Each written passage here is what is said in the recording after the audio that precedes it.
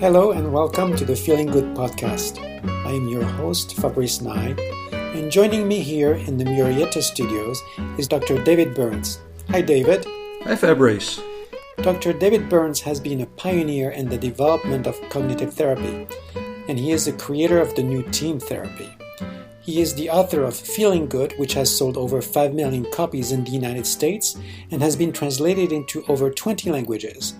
He is an emeritus adjunct clinical professor of psychiatry at the Stanford University School of Medicine.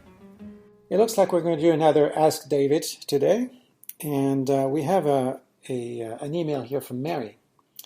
And here's what Mary says. She said, I read Feeling Good 20 years ago.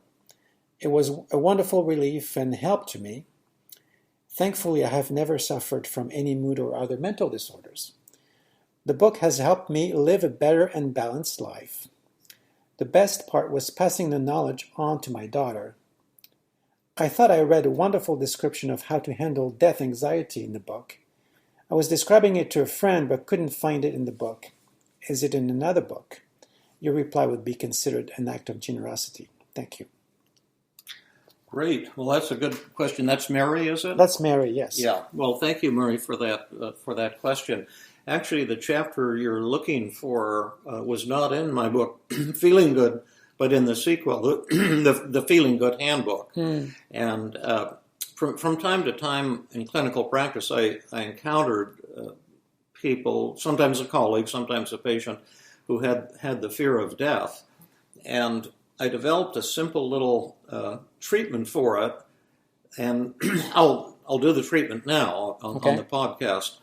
But it was interesting that every person I did this little treatment for at the end of the session said, "Oh, that didn't help. That's too intellectual," and they all came back the next week saying, "I'm cured." Amazing. It happened every single time like that. And once in a workshop too, a fellow came up on day one and said, he was a therapist, said he had the fear of death. I said, "I'll have this little quick cure for that." And I did it, and he said, "Oh, that's not going to help." And then he came back the next day, day two of the workshop. He said, "Oh, I'm cured." So it's really a neat thing. So don't sell it short if it sounds too superficial or something. But you have a good way of piquing people's curiosity here. Okay. If you have the fear of death, and some therapists, I think. Fellow at Stanford actually used to write that a real famous psychiatrist. I'm trying to think of his name. Yes, you're thinking about Yalom. Yeah, Yalom. Yeah. I think I heard, and I don't know if this is true, that he was at one time, maybe still, has the hypothesis that the fear of death is underneath almost all psychological. Yeah, that's the existential theory. Yes. Yeah. Okay. Which I tend to agree with, actually. Oh, okay. Well, I don't, because I've had over 35,000 therapy sessions, and I've only had 3 or 4 people who complained of the fear of death, aside from panic attack patients. Yeah. And the fear of death there can be handled in a different way. Sometimes they're afraid they're going to die of a heart attack or something during a panic attack. But this general fear of death, in my experience, is actually not at all common. But it does exist, and here's the solution that I came up with. So when someone tells me they have the fear of death, I tell them, this could be one of 3 things. You could have a fear of the moment leading up to death. You could have the fear of the instant of death, or you could be afraid of what happens after death. Yeah, okay. And I buy that. Yeah, okay. Or all 3. Yeah, right, exactly. So then you look at those one at a time. Let's say the person says, "Well, I'm afraid of the moments leading up to death." Then you can say, "Well, that isn't death that you're afraid of, that's life." And then what is it that you're afraid of? And maybe they're afraid that they'll be in pain. Well, then there's solutions to that. There's pain medications. They may be afraid, they may have some thoughts like I haven't done all of the things that I wanted to do during my life, and then you can deal with that with cognitive therapy techniques, like, all or nothing thinking. Did you get to do some of the things that you wanted to do? And what are some things that you want to do that you haven't done that you can do right now while you're still alive? But that's not the fear of death. That's the fear of life. And once you make that specific, it's easy to find a solution to it. Yeah. This might be a real short podcast, by the way. That's okay. The second thing is the person might say, well, it's the moment of death that I'm afraid of. And I say, well, you have that moment every night. It's just like falling asleep. Just one moment you're awake, and next moment you're unconscious. Yeah, so there's actually nothing there to be afraid of. And then the last thing would be, well, I'm afraid of the moments after death. And you say, well, there you can be afraid of something or you can be afraid of nothing. Now, if there's nothing after death, if there's no afterlife, then there's literally nothing to be afraid of. On the other hand, if there is an afterlife and you wake up somewhere, you can be grateful that you've got an afterlife and figure out how to cope with that. That would be the coolest possible outcome. Now, let me ask you. But let me, before we go on, okay. Just let me say, and that's it. That's the cure for the fear of death. Okay. So if you're afraid of death, contact us in a day or so, and the odds are overwhelming. You won't be afraid of death anymore. So, because what I find in some people who do talk about death, fear or not, is that if there's nothing afterwards, what they are afraid of is like, well, I don't want there be nothing. There will be nothing to be afraid of. At that moment, yeah, but they're afraid now. It's like, I don't want for this to stop. Yeah.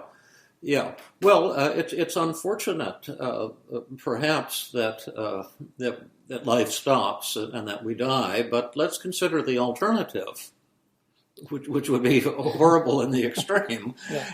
Let's imagine that we could press a magic button and then human beings would no longer die. Would you press that magic button? The patient say, oh, yes, I'll press that magic button. We'll say, well, don't be so quick to press that magic button, because let's assume that human beings just lost the capacity to die. And so you get older and older and more decrepit, but you couldn't die. That'd be terrible, yeah. And then there'd be more and more humans on the surface of the earth because no one could die. And eventually we'd have trillions of people. We'd just all be stacked up on top of each other, 6 feet high, all squashed and claustrophobic and suffering and unable to die. So when you look at it that way, death is actually a great blessing. What did they say? But it's just like, 80 years is just too short. I'd like to have 500 years, Yeah, I would too. That'd be great. Maybe you and I will be the first to live to 500. Let's try to buck the trend. Yeah. All right. Well, hey, that sounds interesting. I have some people who actually have chronic and probably lethal illnesses, and so. Oh yeah, that's such a different matter, and I think we've talked about that in a previous podcast. But when people have some tremendous catastrophe, a terminal illness in themselves or in a loved one, or some horrible thing that's happened to you, then the treatment is a whole different kettle of fish, and in a way. Easier. I found that the more stressful, traumatic events people have experienced, the more rewarding they are to treat, and the easier they are to treat as well. So that's probably it on the fear of death, and we can see how that's consumed by our audience. And let's. So we'll just make that a short podcast, and then we'll do another one on another listener's. Yeah, question. That sounds super. Thank you, Fabrice, and thank you, Mary, for the great question. All right, perfect. This has been another episode of the Feeling Good podcast.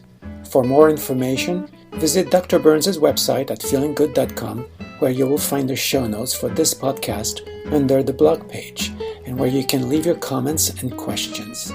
The website has an abundance of resources for therapists as well as non-therapists, including books, workshops, a list of online training groups around the world, and much more.